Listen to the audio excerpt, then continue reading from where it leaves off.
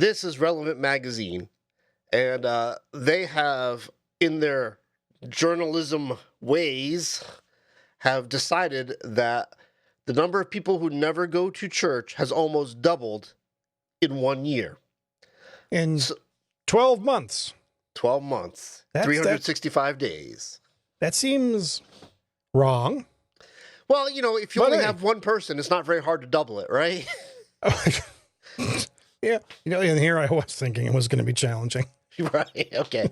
So anyway, Relevant Magazine, a favorite for Mark and I to pick on for the lazy journalism, the lazy writing. They put another poll in the field. Of Americans broken up by, do you attend every week? Do you attend every twice a week? Occasionally, almost never. Yeah. And basically the people who are never used to be down at like 17 or 18%, and it jumped up significantly to almost 40%. Is it true? Maybe. Is it lame?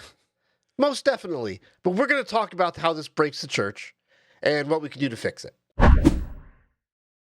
You know, I just gotta like throw out there that like, it seems to me like there's a lot of this kind of like doomerism about the church's position in society and culture, whatever.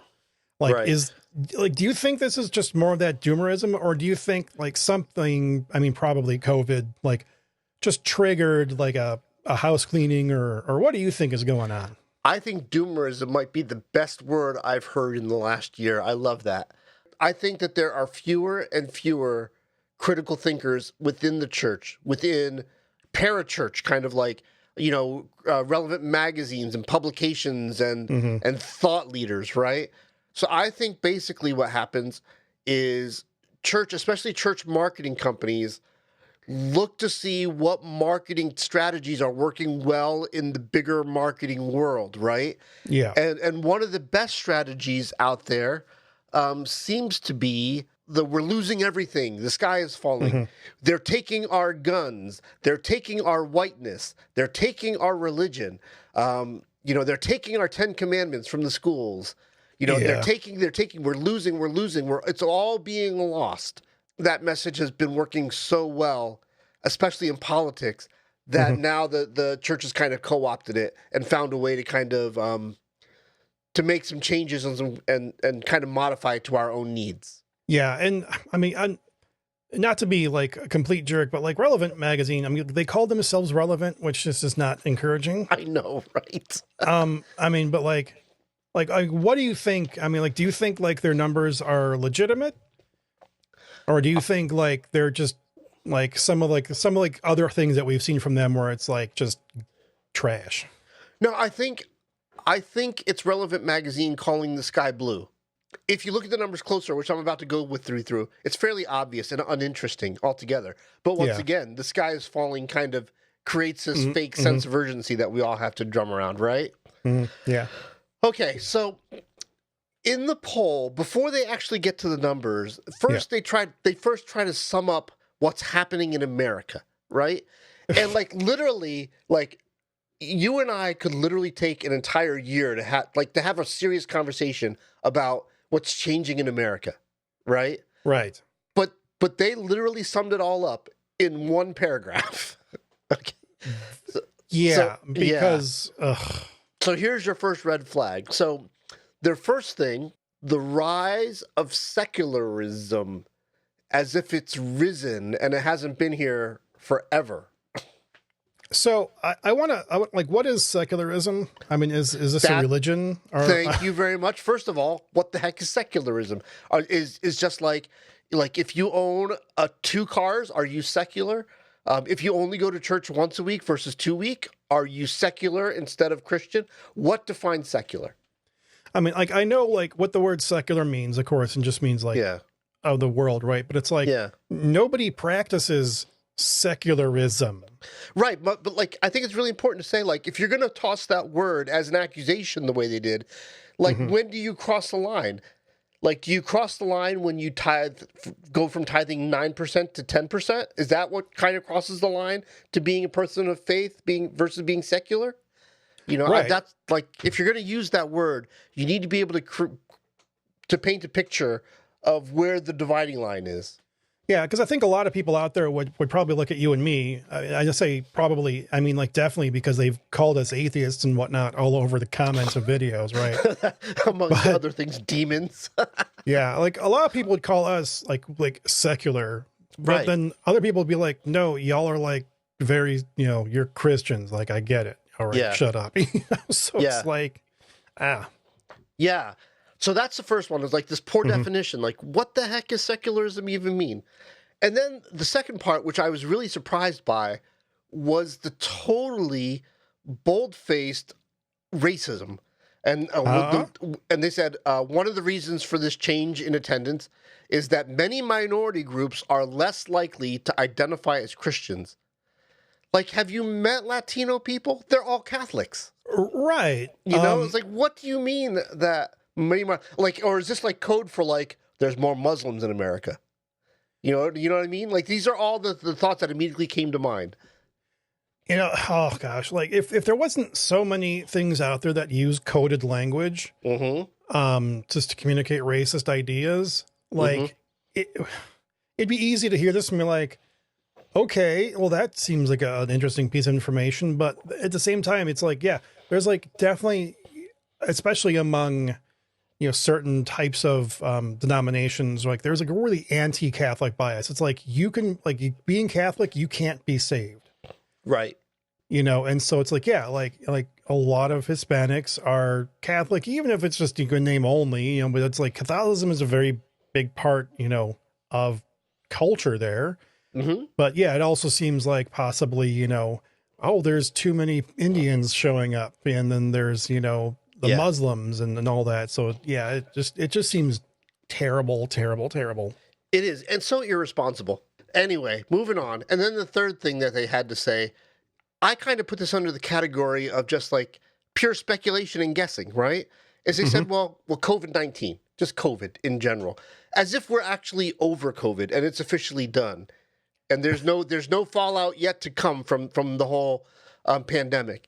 There's just COVID in general is responsible for people like leaving, all told, like not just transferring from church to church, but just leaving the church altogether. It's just COVID, Yeah, and COVID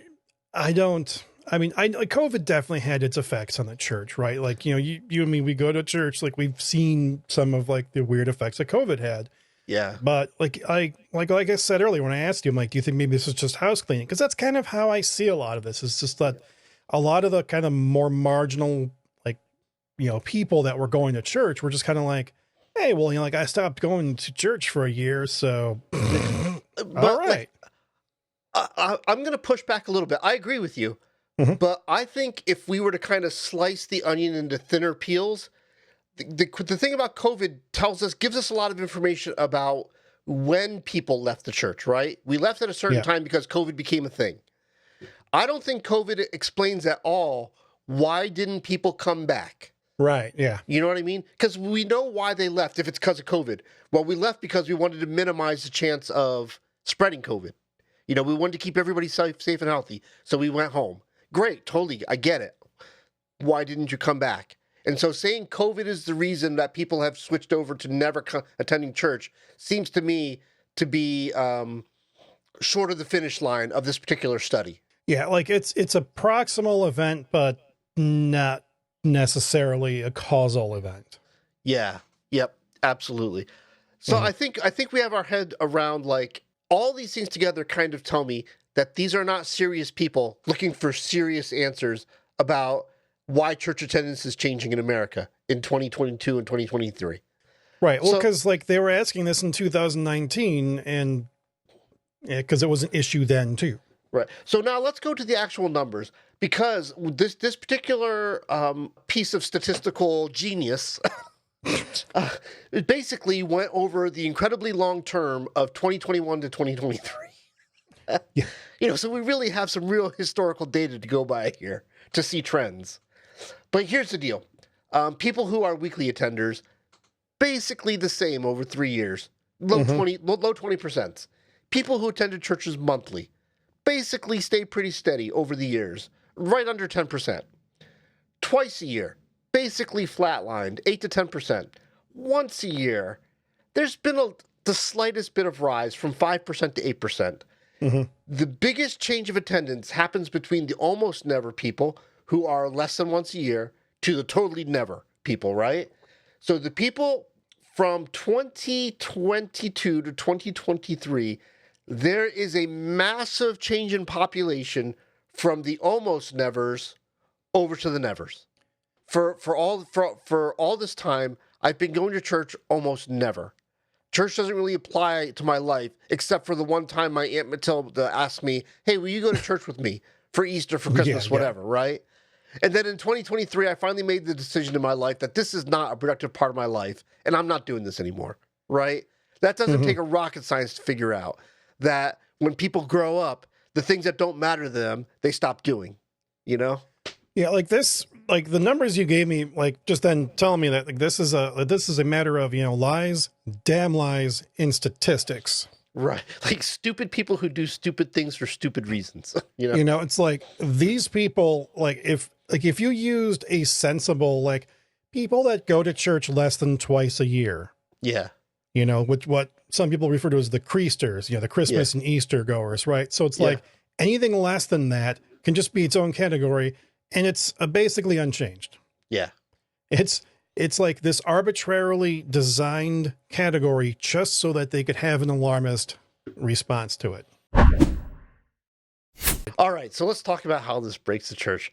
I have a couple ideas about this, none of which are incredibly well fleshed out, but just some kind of some gut reactions as some like really good starting places to really think about the future of the church. Like you just said about lies and damn lies, this article is unbearably obvious in its lack of like real introspection about why people are leaving the church. You know what I mean? Like if you're going to put this little effort into this, like I would much rather you take this time and do a phone interview with Joel Osteen or something. So at least I don't have to pick on Relavant magazine. Right. I can pick on Joel Osteen, right? And let's face it, you know, unbearably obvious lack of interest. But that's just a great string of words.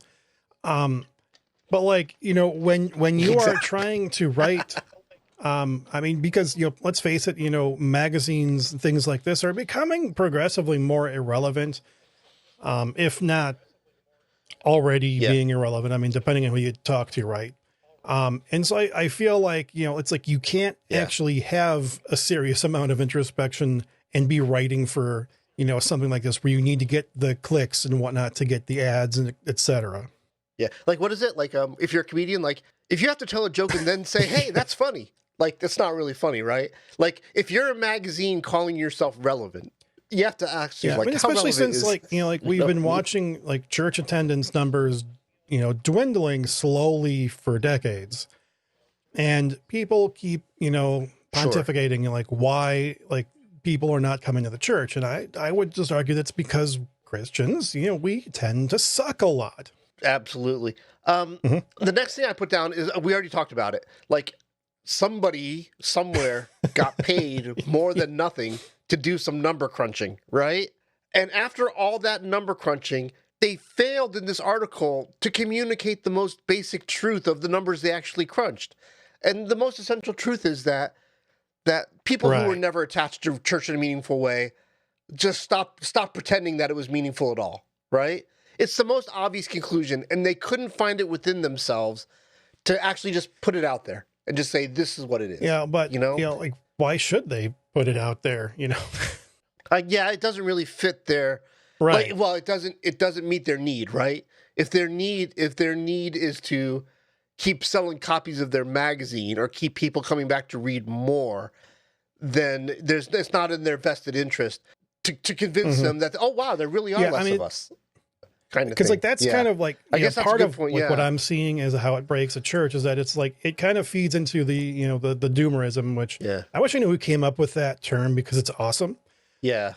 But like it's really just that like, hey, let me play the victim.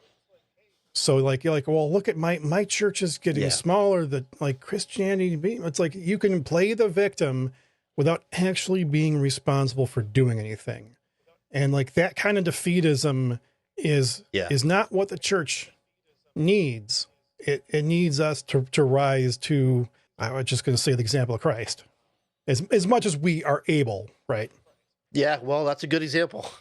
And then my final point, which I hope is the point that resounds the most, although what you just said really kind of hit me and kind of struck me in a way that I wasn't prepared for. So thank you for that. First of all, now I've got to go do things like meditate and pray and talk, look in the mirror and see how things got to change as a result of the truth that you just spoke into my life. Just do what I do and ignore it and go watch YouTube. Yeah. All right. So my final thing is the same people who are responsible for making the church irrelevant and hateful should not be the people blaming the other people who are actually looking for churches filled with love and relevant community. And there are still people out there looking for communities of love, looking for communities to belong, looking for communities that reach out into their communities and redeem whatever needs redeeming. Homelessness, poverty, Yeah. what do they call them? Food deserts? Like they look and they see a broken world and they're looking for a church to partner with to say, who will engage with me and in this world and do some work for the sake of Jesus? And instead we come up finding people like Relavant magazine who just have nothing to say worthwhile, right? And it shouldn't be Relavant magazine that has anything to say about this when they're being of no help whatsoever. What's the solution though? I think in general, complex problems don't always have simple solutions. But I think there's a simple place to start with this one. And I think the simple place to start is that churches and parachurch things, like Relavant magazine and things that do things alongside of churches, they need to stop being so incredibly panicked about longevity. Like, oh man, COVID. What happens if our church shuts down because of COVID? What happens if we can't make the bills? They need to stop worrying so much about longevity, and they need to get back to the basics of how do we serve the people in and amongst and around us, right? There are people in this church who have needs. There are people 2 blocks from this church who have needs. There are people 2 miles from this church that have needs. How do we get back to making the kingdom real in and amongst our church? And the longevity part will take care of itself if the church would get back to being that for all people. I think, everywhere. like when you said like, this is the place to start, I think it's a great place to start from for sure. Just because, we can't, we can't do everything all at once, right? We need to find the chain of causes and effects and follow it.